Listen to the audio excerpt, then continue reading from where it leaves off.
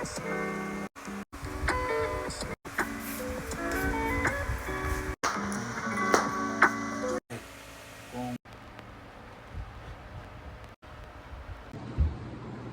muy buenos días, estimados. Les saluda Tabata Salvatierra Bravo de la Universidad de Guayaquil, de la carrera de Derecho de la Facultad de Jurisprudencia y Ciencias Sociales. Bueno, el día de hoy lo invitamos a esta entrevista con el objetivo de que hemos invitado a varias personas de Guayaquil para que nos den sus opiniones acerca de varios temas de interés público. Su participación es absolutamente voluntaria. ¿Usted acepta de que esté de acuerdo que la sesión sea grabada? Por supuesto. Ya listo. Entonces comencemos. Muchas gracias. Hoy vamos a conversar un poquito acerca de cómo le va a la ciudad de Guayaquil. Entonces, vamos a ver primero cuáles son las percepciones generales que tenemos acerca de lo que sucede en la actualidad. Primero comencemos con las percepciones generales.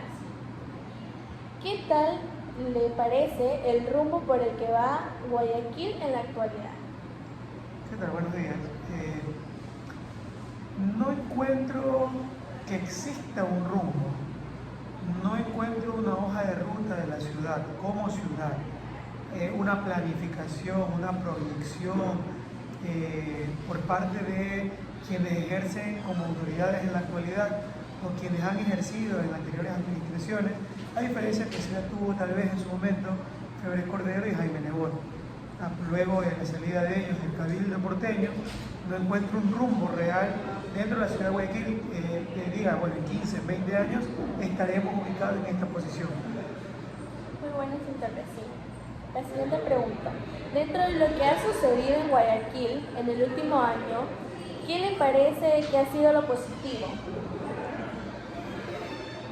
Dentro de lo positivo, considero que ha existido una reducción de un modelo de sanción, de coacción, un modelo punitivo, que era este modelo de represión a los trabajadores informales de la ciudad.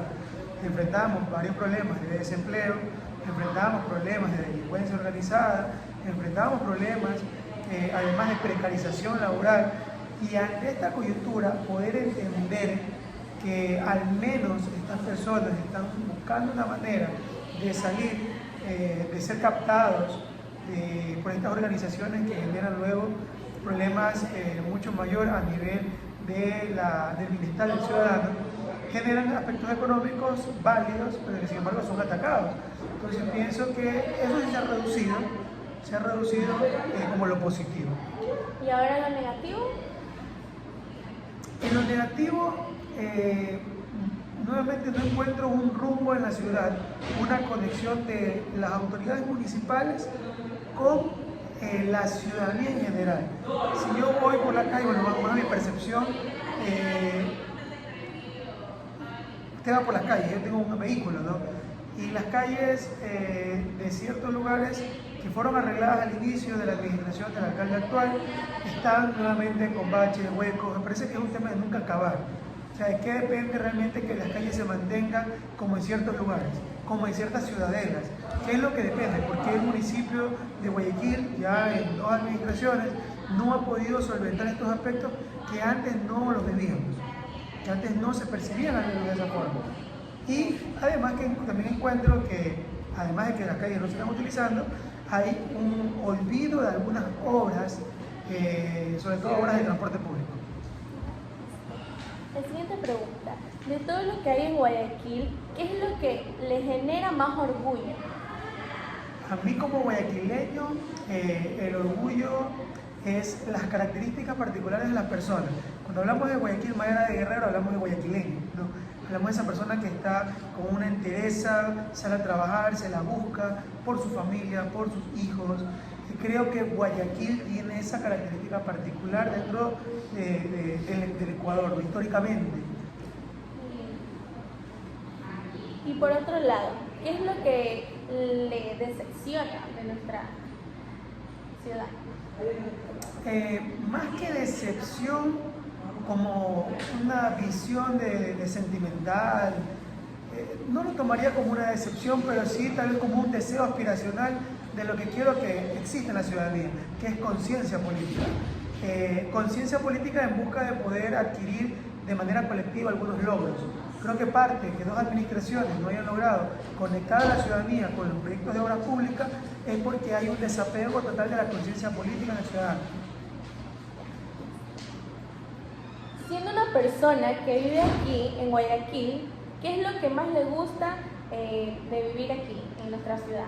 Bueno, de Guayaquil me gusta el encebollado. El encebollado, bueno, la gastronomía de acá es muy buena, para que no hay una forma de estar a gusto en otras ciudades. Yo he visitado 4 países, he estado en Colombia, en Perú, en Argentina, y créanme que la comida de Guayaquil, bueno, el Ecuador de Guayaquil específicamente es otra cosa, no la encuentras así nomás. Nuestra gastronomía es única. Y creería que por ahí estamos un poco infravalorados, ¿no? Y falta un poco de promoción desde ese punto de vista. ¿Y qué es lo que menos te gusta de Guayaquil?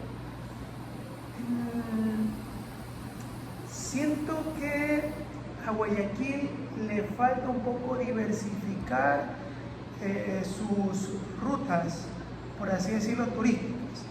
Tenemos siempre concentraciones. Tenemos la 9 de octubre, que era la concentración un tiempo, donde ahí se aglutinaba un grupo de gente, como un lugar, por así decirlo, de mayor concurrencia, mientras teníamos al otro lado de la ciudad, en el suburbio, grandes depósitos de basura que aún todavía se viven, tenemos esteros con malos olores que ahora llegan hasta Urdesa. Entonces, por un lado, no hay ese equilibrio entre poder lograr una armonía en todos los espacios, sean estos, de los estratos, de los quintiles, como le queramos llamar, como le conozcamos dentro de la ciudad, donde todos podamos avanzar al menos estándares mínimos y, por supuesto, disfrutar otros que sean también de concurrencia masiva. Ahora vamos a hablar sobre el aspecto de la vida barrial y comunitaria. Ahora vamos a pasar de lo general y vamos a hablar más sobre el entorno. ¿Cómo describiría la vida de su barrio? Toda la vida tranquila. Yo he vivido en Los Rosales prácticamente 19 años. Es tranquila, calmada, no ha existido mayores novedades. Hay vecinos con los que se conversa y otros que viven en su mundo. Y ahora, ¿qué es lo que menos les gusta de la vida en su barrio? En la actualidad puedo decir que lo que no me gusta es que las peatonales se han convertido en pequeñas islas por todos estos problemas de seguridad, de incertidumbre. Ahora vivimos enrejados, ¿no? Yo me siento prácticamente como que en una cárcel. Tienes que tener un horario de ingreso, un horario de salida en las peatonales. Si tienes un vehículo, tienes que parquearlo a ciertas horas. Si no, tienes que llegar, si llegas tarde, pasado cierta hora que hayan programado todos los vecinos, te toca levantarte más temprano de lo normal para poder salir primero y que otro venga después. Bueno, es un problema en realidad. Pero lo que más allá de eso, lo que me incomoda, por así decirlo, es que vivimos como en pequeñas islas. Nos han obligado todos estos problemas de inseguridad a vivir en pequeñas islas.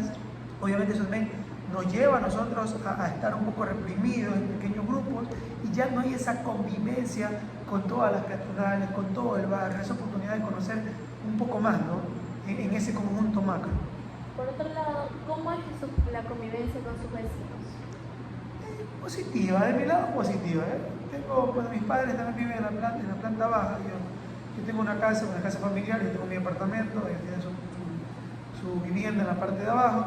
Ellos sí a veces tienen sus discusiones y todo, creo que natural de su formación, toda la vida fueron así. Yo un poco más tranquilo, trato de llevarme con todos, de conversar con todos y más bien tratar de ayudar en lo posible siempre. ¿Alguna vez usted ha acudido a sus vecinos cuando ha tenido algún problema? Sabes que sí, me recuerdo varias etapas, ¿no? Cuando tenía 15 años fui víctima de la delincuencia en aquella época y los vecinos salieron a socorrer, me ayudaron. Luego tuve un accidente también en mi casa, la que era mi esposa se cayó y se rompió la nariz. También tuve una ayuda inmediata, escucharon medio el ruido, el escándalo y que salíamos con el vehículo y ayudaron, se movieron, entonces, ¿para qué? Solidarios. Muy bueno. ¿Cuál es el problema social que más le preocupa y afecta en la vida de su barrio?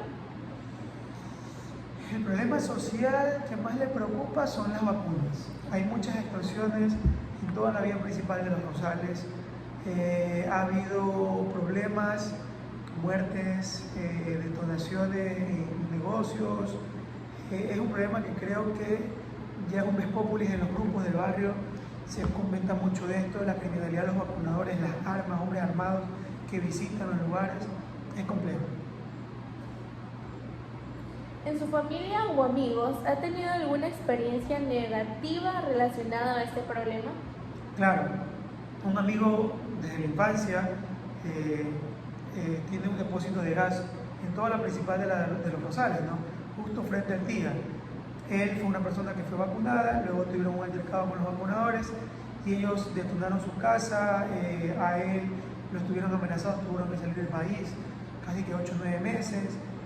Toda la familia se tuvo que dispersar, unos se fueron del país, otros se quedaron viviendo en otros lugares, en otras provincias, escondidos, algo muy duro que bueno, nosotros que somos los amigos también hemos tenido como parte de nuestra percepción y de nuestras vivencias.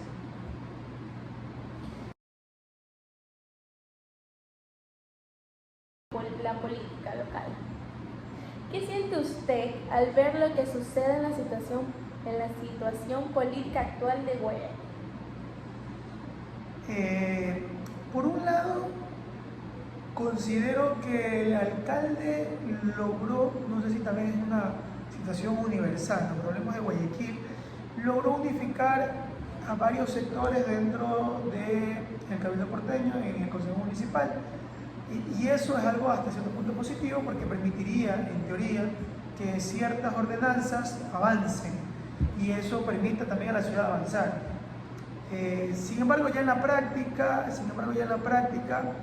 hemos revisado algunos encuentros que ha tenido el alcalde aún, por ejemplo, por la red social Twitter, con su antecesora, un poco con Ana Chávez también, que es concejal. Tiene una posición hasta cierto punto por ahí que podría catalogar como de mucha confrontación con situaciones innecesarias de confrontar. Yo creo que el debate debe ir por las ideas y por el crecimiento de Guayaquil, aprovechando que tiene una mayoría, aprovechando que incluso ha logrado que algunos actores que eran del partido que no lo propuso él, como son del Partido Social Cristiano, y estén afín a ellos, como es Caicedo y esta señora que le dicen la bombón, aprovechar esa coyuntura y valerse de eso para poder generar ordenanzas que efectivamente le beneficien a Guayaquil y que permitan avanzar a la ciudad ahora sí en un rumbo, ¿no? Siguiente. Cuando habla de política con familiares y amigos, ¿cuál es el sentir de ellos respecto a lo que sucede en Guayaquil? Bueno, hay sus posiciones, hay sus sesgos, hay personas que se sentían muy a gusto con la política social de Cinta Viteri, ciertas políticas sociales que tenían, sobre todo parte de mis familiares que son del grupo de los ecologistas, los animalistas, todas estas personas, ¿no? Los ambientalistas, yo veía tal vez por ahí una situación favorable. Por otro lado, hay gente de mi familia, hay personas de mi familia, integrantes, que se sienten muy identificados con las políticas del movimiento político que lleva Aquiles Álvarez, que es Revolución Ciudadana. No necesariamente con Aquiles, pero sin embargo, en función de esa afinidad, buscan por ahí un poco justificar la inacción que pudieran percibir entre ambas partes, porque coinciden en una línea transversal de que hay muchas cosas que se deben hacer y que si bien es cierto, aquí llega como un nivel importante de apoyo y con muchas expectativas, hasta el día de hoy no logra todavía cumplir la del propio equipo que lo lleva al poder, que es Revolución Ciudadana. Ahora, pensando un poco en los servicios públicos de Guayaquil, ¿cuál es el servicio público con el que está menos satisfecho? Yo creo que el de la vialidad, en cuanto al mantenimiento de las calles. Menos satisfecho, uno lo sufre, toda persona que tiene vehículo, e incluso los que no tienen vehículo pero van en bus. Ir en el bus, imagínate 5 de la tarde, y que esté, bueno, a eso de pie porque el bus va lleno, o en la metrovía y después en un bache, eso genera un malestar, ¿no? Genera un malestar, aparte que genera mantenimiento, daños al vehículo, otro gasto fuerte. Eso creo que sería uno de los servicios público, por así decirlo, que me genera como que... Incluso hasta accidentes. Por supuesto que sí, hemos visto, bueno, al menos yo que veo las noticias todos los días en Canal 2, veo siempre carros que se volcan, personas que terminan con un accidente de varias personas, por suerte que algunos son heridos, por mala suerte a veces trágicamente fallecidos. ¿Por qué? ¿Cómo ha sido el servicio que usted ha recibido? Es que en ese sentido, por ejemplo, a ver, yo pago mi matrícula a la ATM al día, mis impuestos prediales al día. Lo que espero es que en función de esa recaudación, como ciudadano pueda tener espacios donde yo armoniosamente pueda desenvolverme y de mi casa al trabajo poder tener rutas en las que pueda ir de manera tranquila, ¿no? Pero sin embargo me encuentro con estos problemas que no son únicamente propios y que son que los encuentro no en una parte de la ciudad, sino en varias partes de la ciudad. Si yo voy de centro-sur, si voy de norte-centro, si voy de centro-noroeste, me encuentro con los mismos problemas. Es en toda la ciudad. ¿Y usted en qué lo mejoraría? Considero desde mi punto de vista muy empírico, no estaba en la administración municipal, sí he trabajado en la administración pública, considero que se está dejando de lado la planificación estratégica. ¿En función de qué? Haces una obra y planificas el mantenimiento. Toda obra, por muy nueva que sea, toda herramienta, todo instrumento, todo insumo, por muy nuevo que sea, necesita un mantenimiento. Ese mantenimiento presiento que es el que no se está considerando, porque si se considerara, no tuvieran esos problemas. O se está comenzando a atender otros aspectos, pero no es que se está extendiendo o ampliando la cobertura de los servicios municipales, sino que se están reemplazando unos por otros. Dejamos de atender realidad por atender otros aspectos. Y si bien suples otros aspectos que no habían sido suplidos antes, estás deteriorando uno que ya estaba suplido. Al final del día, una suma y resta, quedamos en lo mismo. ¿Cuál es su valoración de la gestión de Aquiles Álvarez? Siento que pudo haber hecho más. Hasta el día de hoy hay mucha expectativa y en la realidad no podemos plasmar que se haya ejecutado. Es verdad que lleva un año en el poder, pero no le encuentro un rumbo real al alcalde en el que demuestre a la ciudadanía que efectivamente ahí tenemos una esperanza de ver una ciudad al menos con el 70, el 80, el 90% de las carreteras al 100%. Entonces no destacaría ningún aspecto positivo. La reducción del modelo punitivo que hablé inicialmente, no atacar a los informales, sí generar un orden por ahí de una u otra forma. Presiento que es como que lo positivo, entre lo positivo. ¿En qué debería mejorar la alcaldía de Guayaquil? A ver, ¿cuál era una de las críticas que se le generaron a la alcaldesa Cinta Viteri y a otros? Es la participación activa del ciudadano en la toma de decisiones de la muy ilustre municipalidad de Guayaquil. Además, que por situaciones de constitución, reglamentaciones del Consejo de Transparencia, Consejo de Participación Ciudadana, los presupuestos que el municipio elabora deben ser ejecutados en función de una participación activa. Tiene que haber un consejo, donde haya personas de la sociedad civil que decidan qué hacer con el presupuesto de Guayaquil. Sin embargo, eso no se plasma en la realidad, porque me atrevería, esto es una opinión muy personal, no lo he estudiado, pero me atrevería a decir que más que por experiencia, por vivencias y relatos de conocidos que pertenecían a este partido, que quienes integran esta situación son amigos de la propia militancia política de ellos. Entonces se desvirtúa un poco esa situación de enviar un rumbo real de lo que quiere tu barrio por el rumbo que más le quiere dar el movimiento político de su visión. Que claro, gana una elección y la va enrumbando, pero también vas escuchando necesidades que puede tener plasmada la ciudadanía ya desde sus núcleos, ¿no?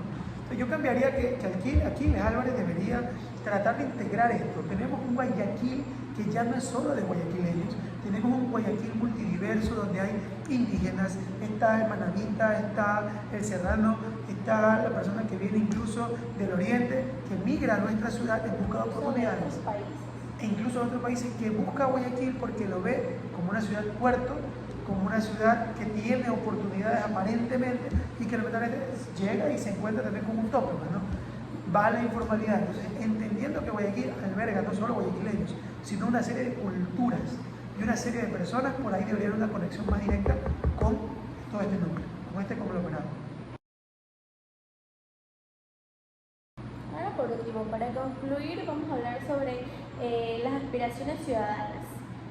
Ya pensando en el futuro y en el Guayaquil al que usted aspira, ¿cómo usted sueña que sea Guayaquil?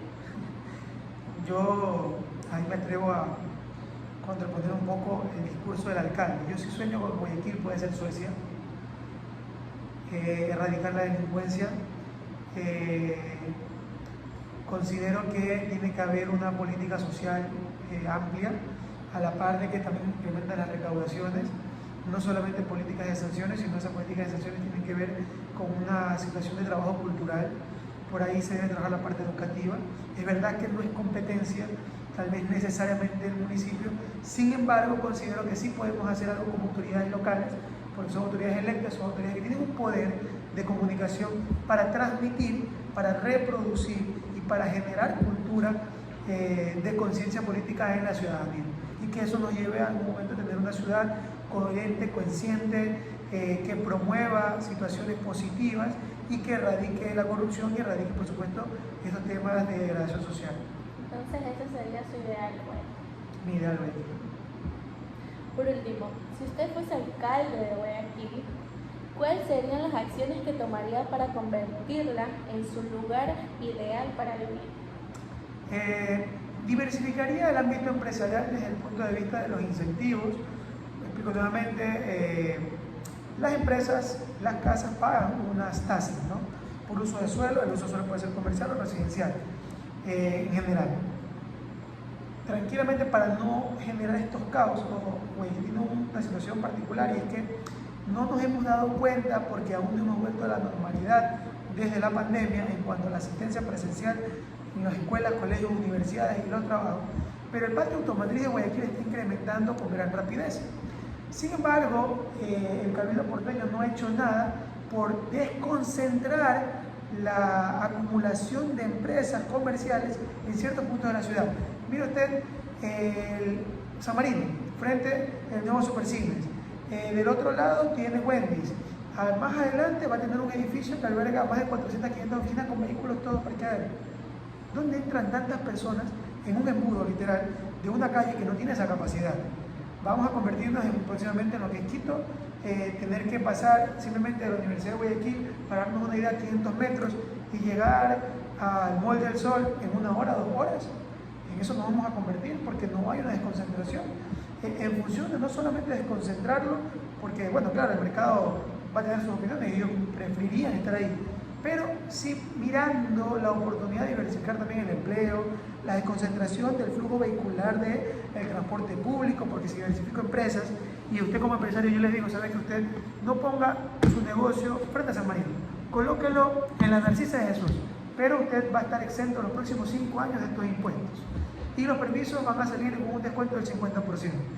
Aparte que ellos van a tener que contratar personas que muy seguramente van a ser las personas que están preparadas del sector, voy diversificando esa parte, ¿no?